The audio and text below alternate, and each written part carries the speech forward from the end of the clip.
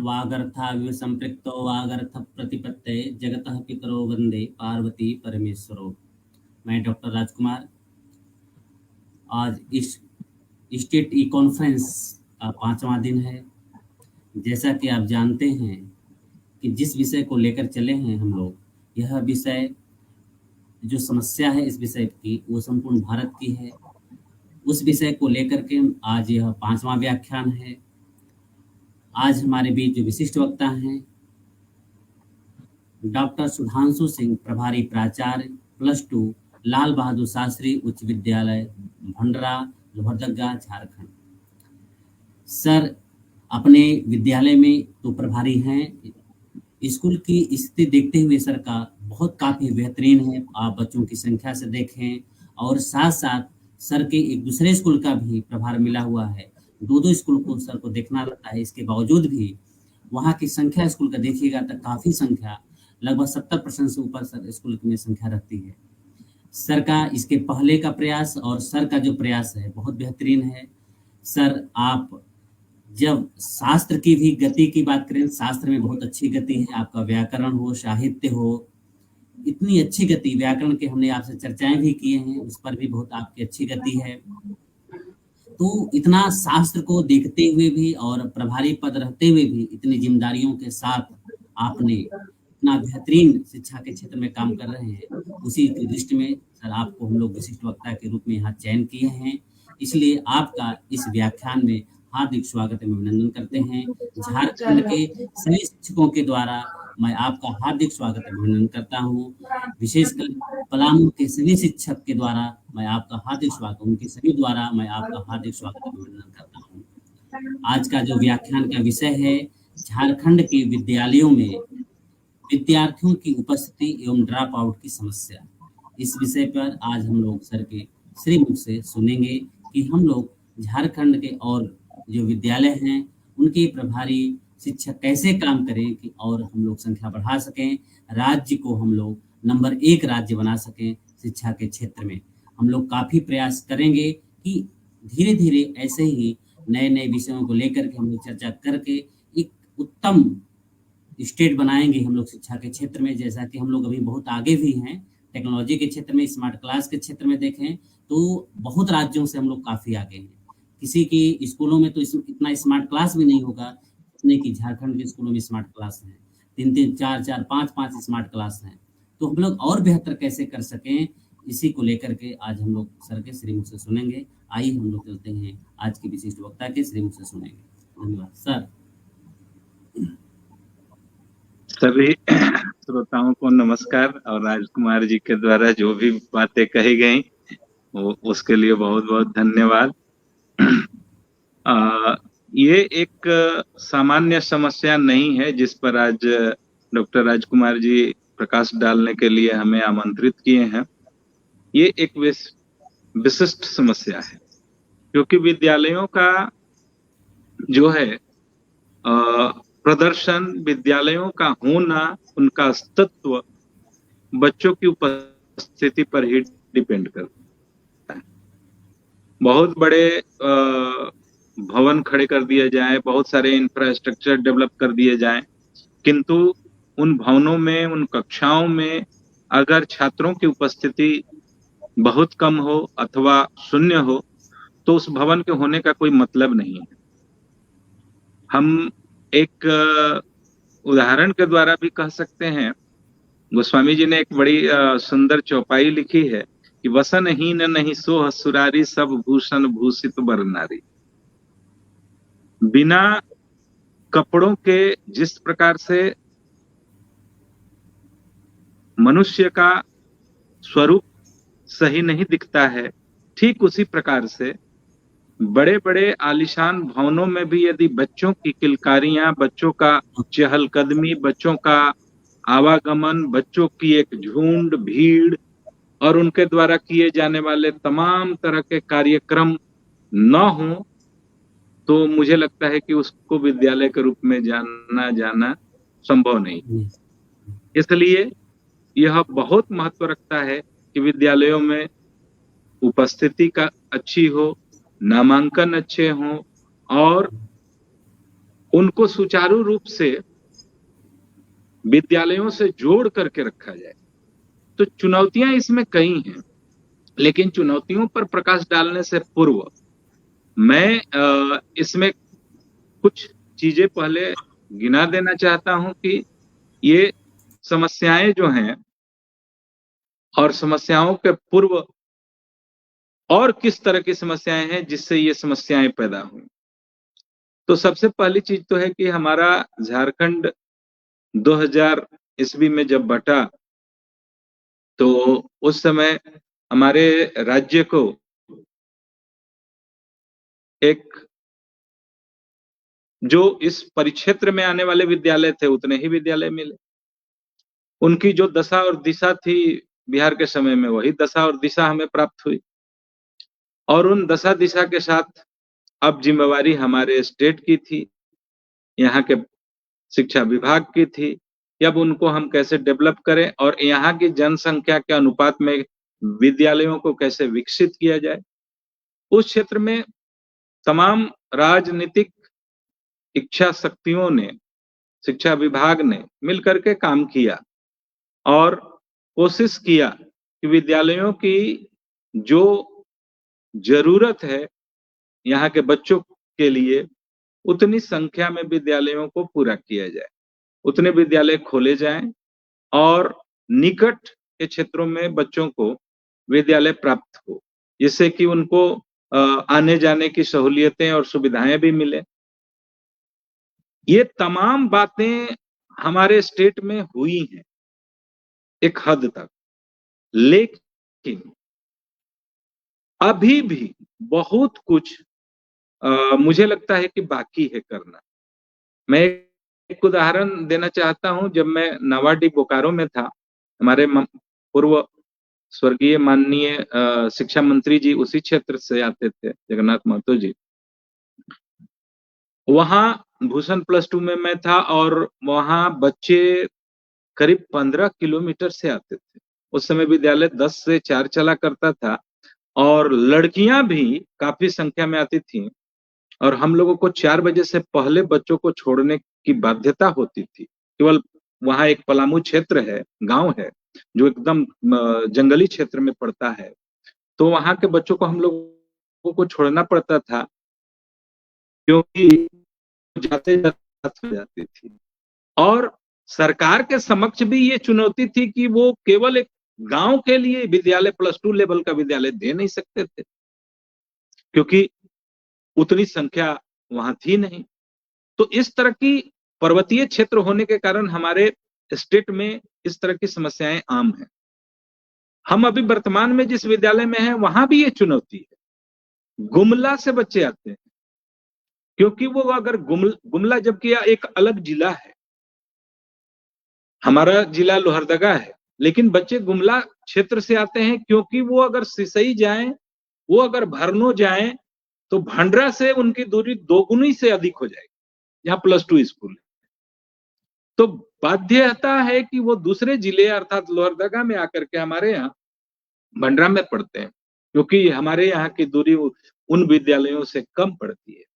तो कई चीजें हैं जो मतलब परेशान करने वाली अभी भी। हम इसका क्या रास्ता निकालेंगे, ये नीति का विषय है और नीति निर्धारण का कार्य तो विभागीय है।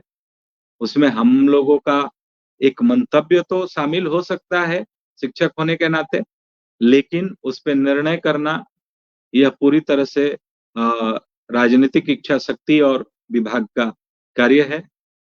लेकिन इन तमाम जो चुनौतियां हैं, इन चुनौतियों के बाद भी मैं स्पष्ट रूप से कहना चाहूंगा कि शिक्षकों के दम पर विद्यालयों के हालात और स्थितियों में अभूतपूर्व परिवर्तन आया है।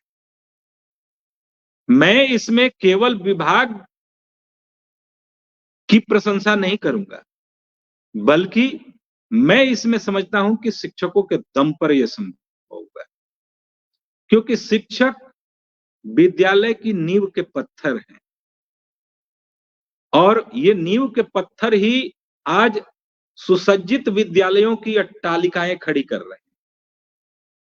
तो मुझे लगता है कि शिक्षकों में एक भावना का जागरण हुआ है कि हमें अपने विद्यालय को ऐसे जगह पर, ऐसे लेवल पर लेकर के जाना है जहां पर उपस्थिति हो, अच्छी भीड़ हो बच्चों की, और उनका जो क्षरण है, उनका जो ड्रॉप आउट है, वो भी समाप्त किया जा सके।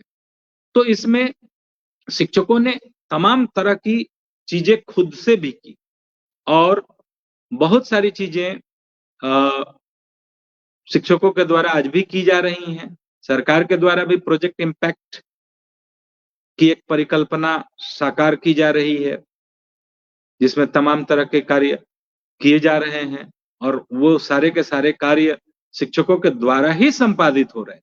सरकार ने तो एक विजन दिया, विभाग ने एक विजन दिया, लेकिन वो विजन अगर जमीन पर उतर रहा है तो उसका श्रेय शिक्षकों को जाता है, और शिक्षकों के द्वारा जो जोड़े गए बच्चे हैं, उनके माध्यम से वो विजन मूर्त रूप ले रहा है। लेकिन यह मूर्त रूप हमारा अभी भी बहुत दूर है। तो मैं, यह बहुत दूर है, इस शब्द को परिभाषित करने के लिए मैं कहना चाहता हूं कि हमारे बच्चों के हालात कैसे हैं, इसकी चर्चा की जानी बहुत जरूरी है। 10% जो बच्चे हैं झारखंड में वो शहरी क्षेत्रों में पढ़ते हैं, और मैं मानता हूं कि 90% छात्र जो हैं वो ग्रामीण में ही पढ़ते हैं, क्योंकि शहरी क्षेत्रों में पढ़ने के लिए स्कोप और भी हैं, प्राइवेट विद्यालय हैं, निजी विद्यालय भी हैं। ग्रामीण क्षेत्रों में पूरी तरह ग्रामीण जनता और उनके बच्चे जो हैं सरकारी विद्यालयों पर डिपेंड है। उनके हालात और स्थितियां भी ग्रामीण क्षेत्रों में सरकारी विद्यालयों के स्थिति और परिस्थिति के लायक हैं, इसलिए उनकी व्यवस्थाएं भी हैं कि सरकारी विद्यालयों में ही पढ़ाया जाए। उनके पास और दूसरा आर्थिक विकल्प भी नहीं उपलब्ध है। ये भी बहुत सारी चीजें हैं। अब नामांकन के समय में नामांकन भी होता है, शिक्षक टोला टैगिंग और भी कई तरह के कार्यक्रमों के द्वारा बच्चों को जोड़ने का काम करते हैं, नामांकन कराने का काम करते हैं। मैंने भी एक संध्या भ्रमण कार्यक्रम लोहरदगा में लॉन्च किया था, और उसमें प्रेरणा मिली थी हमारे लोहरदगा के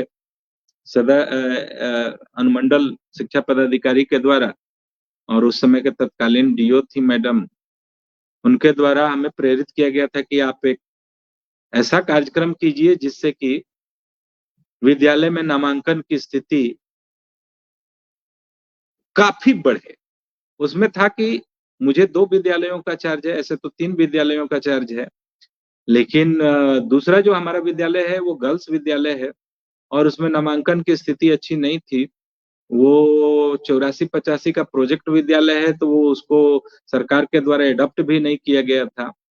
लेकिन उसमें नामांकन की स्थिति भी ठीक नहीं होने से लोहरदगा शिक्षा प्रशासन के द्वारा मुझे कहा गया कि अगर आप इसमें नामांकन की स्थिति को अच्छी कर देते हैं,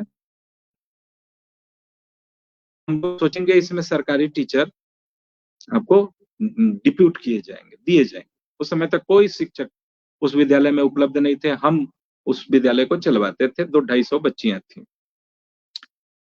हमने संध्या भ्रमण कार्यक्रम लॉन्च किया, और गांव-गांव जाकर के हमारे शिक्षकों ने भी सहयोग किया जो एलबीएस के शिक्षक थे, और गांव-गांव जाकर के हमने ग्रामीण जनता को समझाया, और उसका परिणाम बहुत अच्छा निकला, और लगभग 500 के करीब हमने नामांकन करा लिया। फिर वादे के मुताबिक हमें जिला प्रशासन ने भी शिक्षक उपलब्ध कराया, और आज वह विद्यालय बहुत अच्छे से चल रहा है, और 4 से 5 शिक्षक शिक्षिकाएं जो हैं उस विद्यालय में उपलब्ध हो गए हैं, और बाकी हमारे विद्यालय के शिक्षकों के द्वारा मिलकर के वो विद्यालय चलाया जाता है। तो हमें लगता है कि अब ये हुआ कैसे? तो इसमें जब हम लोग जमीनी स्तर पर गए तो हम लोगों ने महसूस किया कि गार्जियन को विश्वास दिलाना बड़ी जरूरी है। गार्जियन के अंदर एक विश्वास की कमी हो गई, उनके मन में ये चीज भर गया है कि सरकारी विद्यालयों में पढ़ाई अनमने ढंग से होती है और प्रोजेक्ट विद्यालय में टीचर नहीं थे तो भी उनका विश्वास तो ऐसे ही पूरी तरह क्षीण था। लेकिन एक विश्वास की कमी हमने देखी कि सरकारी विद्यालयों में थोड़ा अनमने ढंग से पढ़ाई होती है, बच्चे जाते हैं तो उनका क्लास विधिवत नहीं चलता है, तो इस तरह की चीजें होती हैं। यद्यपि यह बात आज के दौर में नहीं है, मैं नहीं मानता कि इसमें 100% सच्चाई है, 5-10% सच्चाई हो सकती है, मैं ऐसा नहीं कहता, लेकिन इसमें 90% बदलाव आया है। लेकिन यह बदलाव जो है गार्जियन के हृदय में नहीं उतरा। गार्जियन के हृदय में उतारने की आज एक जरूरत है और वह काम हम लोगों ने किया। वह काम हम विद्यालय में भी करते रहते हैं। बच्चों का हम, चूंकि मेरा विषय भी संस्कृत है, तो मैं बच्चों के मन में ये चीज भरते रहता हूं और बड़ी बोल्डली भरता हूं और उसको इंप्लीमेंट भी करता हूं कि आपका 7 घंटी है अगर तो 7 घंटी आपका चलेगा। आपको आकर आपके समय को जाया नहीं जाने देंगे। तो ये एक चीज जो है, ये विश्वास दिलाना और बच्चों के माध्यम से अभिभावकों में भी विश्वास ये है।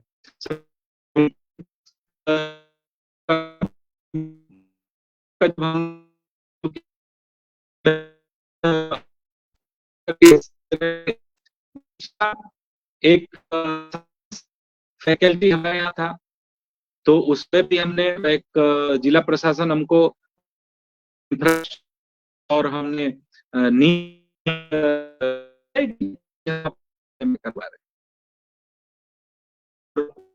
गांव गांव घूम करके हम लोगों में विश्वास पैदा करके बच्चों को सुबह में और शाम में शामिल होने के लिए प्रेरित किए।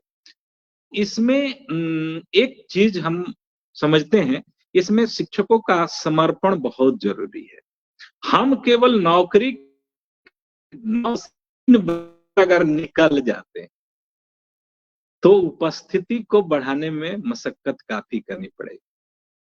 उपस्थिति को कई आयामों पर कसना पड़ेगा और कई आयामों पर कस करके तब उपस्थिति को हम लोग मजबूत कर सकेंगे। उसमें कई चीजें जो हमारे बस में नहीं है, जैसे बच्चों के अभिभावकों के द्वारा बच्चों को रोक लिया जाता है क्योंकि उसके घर में आज धान रोपा जा रहा है, तो आलू लगाया जा रहा है, तो मटर के बीज डालने हैं, तो फलाना काम है, आज घर में कोई नहीं है, गाय बैल लेके जाना है। तो ऐसी तमाम चीजें आती हैं और तमाम तरह की बातें मिलती हैं। हम उसको इनिशिएटिव भी, मतलब उसको हम लेते हैं और गार्जियन से हम तुरंत फोन भी लगाते हैं। बच्चा अगर कोई आकर छुट्टी मांगता है बीच टाइम में, तो भाई क्यों, आप बताओ, नहीं तो गार्जियन को हम टटोलते हैं, आप बताइए क्यों जाएगा, जरूरी क्या है, आलू लगाना इसका या यहाँ पढ़ना। तो ये सारी चीजें एक समस्या के रूप में हैं और इन समस्याओं को भी धीरे धीरे धीरे धीरे करके हम लोग खत्म कर सकते हैं, क्योंकि गोस्वामी जी की एक और लाइन है, एक चौपाई है, अतिशय रगड़ करे जो कोई अनल प्रगट चंदनते होई। तो जब चंदन से आग पैदा की जा सकती है तो हमारे रगड़ने से क्या स्थितियां नहीं बदल सकती हैं? मुझे लगता है कि निश्चय ही हमारे झारखंड में जो उपस्थिति की समस्या है उसको हम लोग बदल देंगे और ये बदलाव के वाहक हम ही लोग बनेंगे, बच्चों के साथ मिलकर बनेंगे और अभिभावकों की मनोवृत्ति में भी हम परिवर्तन लाएंगे। जब उनको यह महत्व समझ में आ जाएगा कि हमारी जो शिक्षा दीक्षा है उसका कारण है कि हम शिक्षक के पद पर आसीन हैं, तो हमारे बच्चे भी उसी स्तर के शिक्षा दीक्षा ग्रहण करेंगे जो शिक्षा दीक्षा हमने ग्रहण किया है और उसी स्तर का शिक्षा, उससे भी बेहतरीन शिक्षा दीक्षा हम बच्चों को दे रहे हैं, जिससे कि वो हमारे जैसे बन सकते हैं, हमसे भी अच्छा बन सकते हैं। तो ये एक विश्वास जो है धरातल पर उतारने की आवश्यकता है और ये सने सने होगा, क्रमशः होगा, निरंतर लगे रहने से होगा। ड्रॉप आउट का भी मूल कारण यही है, गरीबी, दुर्अवस्था। बहुत सारे बच्चे, हमने एनालिसिस किया कोरोना के समय में ग्रामीण क्षेत्रों में भी दुखद देहांत हुआ है। आप एनालिसिस करेंगे बच्चों को तो बहुत से बच्चे ऐसे मिलेंगे जिसके पिताजी गुजर गए, जिसकी मां नहीं है, जिसके घर में कमाने वाले लोग नहीं। अभी कल परसों में ही एक बच्ची नाजिया बेग मिली, आई एक फॉर्म लेकर के। मैंने पूछा क्या बात है, तो पता चला कि कोरोना में उसके पिताजी गुजर गए। अब वो बोली कि हम रीएडमिशन चार्ज 12 में नहीं दे पाएंगे। हमें कोई बात नहीं, स्कूल देख लेगा तुम्हारा फी। तो कई समस्याएं हैं बच्चों के समक्ष, लेकिन हमने कहा कि तुम्हारा कमिटमेंट यही होना चाहिए कि तुम स्कूल नहीं छोड़ो। हम तुम्हारी जरूरत को पूरा करेंगे, लेकिन तुम अपनी जरूरत पूरा करो कि तुम्हारा फोकस स्कूल में पढ़ने पर होगा और उपस्थिति पर होगा। 100% उपस्थिति का कमिटमेंट तुम्हारा होना चाहिए। तो इस तरह की बहुत सारी चीजें हैं, बहुत सारी परिस्थितियां हैं। कई बच्चे तो भट्ठा पर कमाने, खास करके लड़के जो हैं वो भट्ठा पर कमाने चले जाते हैं। लड़कियां भी कम आती हैं क्योंकि उसके माँ बाप चले जाते हैं भट्ठा पर, घर खाली हो जाता है। लड़कियों के ऊपर जिम्मेवारी हो जाती है कि घर भी देखे, क्योंकि घर में पशु है, भेड़ है, बकरी है, गाय है, बैल है, उनकी भी देखभाल करनी है। कुछ छोटे मोटे खेती बाड़ी है, उसको भी देखभाल करना है, साथ में पढ़ना भी है, खाना भी बनाना है। तो इस तरह की परिस्थितियों से हमारे बच्चे गुजरते हैं, और हम लोग अगर इन परिस्थितियों को गहराई से उनसे जुड़ करके जानते हैं तो हमें लगता है कि वो जायज परिस्थिति में है, जबकि वो विद्यालय नहीं आते। लेकिन उसी जायज परिस्थिति में एक जायज स्थिति यह पैदा करने की जरूरत है कि वह शिक्षा को महत्व देते हुए ऐसी तमाम जो परिस्थितियां हैं उनको बदलने के लिए एक बार रिस्क तो लें। बैल छूट जाए, लेकिन उनके अंदर विश्वास यह पैदा करना होगा कि यह शिक्षा तुमको इस गरीबी, इस दुर्अवस्था से निकाल करके एक ऐसे मुकाम पर खड़ा कर देगा जहां पर तुमको इन परिस्थितियों से आने वाले भविष्य में जूझना नहीं पड़ेगा। तो इस विश्वास को मैं समझता हूं कि पैदा करने की जरूरत है, और ये अभिभावकों में भी पैदा करने की जरूरत है, बच्चों में भी पैदा करने की जरूरत है। तब जाकर के हमें लगता है कि हम ड्रॉप आउट की समस्या से पार पा सकते हैं। ऐसे तो विभाग के द्वारा कई चीजें चलाई जाती हैं, जैसे एगो सिटी बजाओ कार्यक्रम भी चला था, हम लोगों ने भी विद्यालय में कराया था। लेकिन मुझे लगा कि अपेक्षित सफलता मुझे उससे नहीं मिली। सिटी बजाओ कार्यक्रम को हमने बड़ा जोर शोर से चलवाया था विद्यालयों में, मतलब गांवों में शिक्षकों को भेज भेज करके चलवाया, खुद भी गया, लेकिन मुझे लगा कि उससे अपेक्षित सफलता नहीं मिली। जो अपेक्षित सफलता हम खुद जाकर के गार्जियन के यहाँ, एक गार्जियन के यहाँ बैठ करके 10 गार्जियन को बुला करके उनका ब्रेन वॉश जो करते थे, उससे जो सफलता मिली, वो ये सफलता 4 दिन की चांदनी नजर आई, क्योंकि फिर अंधेरी रात होती है। ये तो रेगुलर चलने वाली चीजें हैं नहीं। तो कहने का मतलब है कि हमें नीतियां बनाने के समय में जमीनी हालातों को, स्थितियों को, परिस्थितियों को शिक्षकों से समझकर, और मैं तो कहूंगा कि प्रखंड वाइज, जिला वाइज शिक्षकों से, बौद्धिक शिक्षकों से, और सभी शिक्षक बौद्धिक हैं, तो उनसे समझकर, उनसे बातें करके विभाग अगर इस तरह की चीजें तैयार करता है तो मैं समझता हूं कि हमारी परिस्थितियां और तेजी से बदलेंगी और हम एक अपेक्षित उत्कर्ष की ओर बढ़ेंगे। लेकिन एक दुखद परिस्थिति भी है कि इसमें हमें ही गौण कर दिया जाता है। नीतियां जब बनती हैं तो उन नीतियों में निर्धारण करने वाले कुछ चुनिंदा अधिकारी होते हैं, जो मुझे लगता है कि जमीनी हालात की पूरी जानकारी जो मुझे है, उन्हें नहीं है। मैं ये बात कहते हुए संकोच नहीं करता कि जो हालात की जानकारी मुझे है, वो उन्हें नहीं। हाँ, ठीक है, उनका अनुभव मुझसे ज़्यादा है। वो अधिकारी हैं, तो उनके तमाम नीतियों के बनाने में बहुत महत्वपूर्ण योगदान है और सरकार ने भी उन पर भरोसा किया है। उन्होंने उस तरह की को प्राप्त भी किया है। लेकिन मुझे लगता है कि शिक्षा के बदलाव के लिए परिस्थितियों के बदलाव के लिए, शैक्षिक परिस्थितियों में बदलाव के लिए शिक्षकों को मेन फ्रंट पर लाना बहुत जरूरी है। जब तक शिक्षक मेन फ्रंट पर नहीं आएंगे और नीतियों के निर्धारण में इनकी मुख्य भूमिका निर्धारित नहीं होगी, तब तक मुझे लगता है कि वास्तविक अचीवमेंट जो हमारी होनी चाहिए, वो अभी दूर रहेगी। ये मेरा है, लेकिन शायद ये परिस्थितियां भी आ जाएं, जैसे हम लोगों ने खुद के दम पर विद्यालयों में बदलाव किए, बच्चों की उपस्थिति में काफी सकारात्मक बदलाव हुआ है। मैं तो कहूंगा कि 70 से 80% हम लोग पहुंच गए हैं लक्ष्य की ओर, और ड्रॉप आउट भी बहुत कम हुआ है।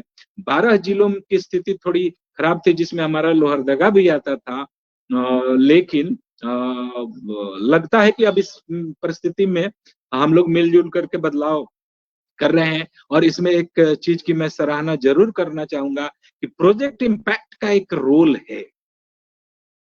ये कार्यक्रम निश्चय ही परिस्थितियों में, विद्यालय की अवस्था में, विद्यालय के साज सज्जा में और शिक्षकों की जो कर्तव्य परायणता है, उसमें एक चमत्कारिक बदलाव कर रहा है। कोई भी कार्य में दोष और गुण दोनों होते हैं, तो स्वाभाविक है कि इसमें कुछ दोष भी हैं, लेकिन मुझे लगता है कि यह एक चमत्कारिक बदलाव का वाहक कार्यक्रम है। तो इसमें इसकी सराहना की जानी चाहिए, नीति निर्माताओं की सराहना की जानी चाहिए कि उन्होंने एक ऐसा कार्यक्रम विद्यालयों को दिया है, जिसके माध्यम से हम परिस्थितियों को बदलने में, उनको सजाने संवारने में विद्यालयों को हम बहुत जो है करीब पहुंच रहे हैं, बहुत ज्यादा उसमें हम बदलाव करने में सक्षम हो पा रहे हैं। तो इन्हीं शब्दों के साथ मैं सभी को बहुत बहुत धन्यवाद कहूंगा, और बाकी श्रोता जो हैं, वक्ता जो हैं, उनकी और मुखातिब होऊंगा। राजकुमार जी, धन्यवाद। चलिए, बहुत बहुत धन्यवाद सर।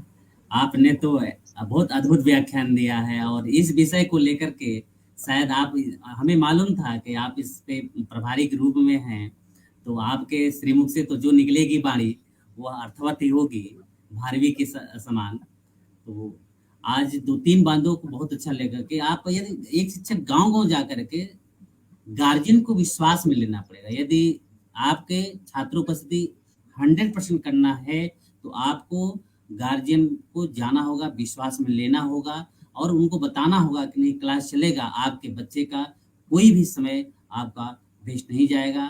आपकी जितनी घंटियाँ टाइम टेबल में बनाया गया है, वो सभी टाइम टेबल चलेंगे।